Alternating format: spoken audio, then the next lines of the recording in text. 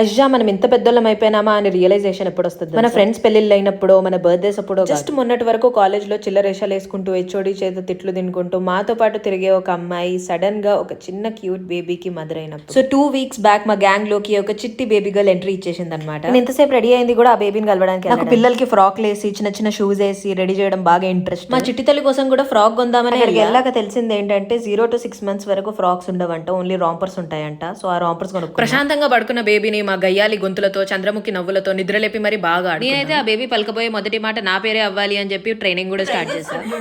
నాలుగుతోని అంటుంది చూడు. Such a smart baby.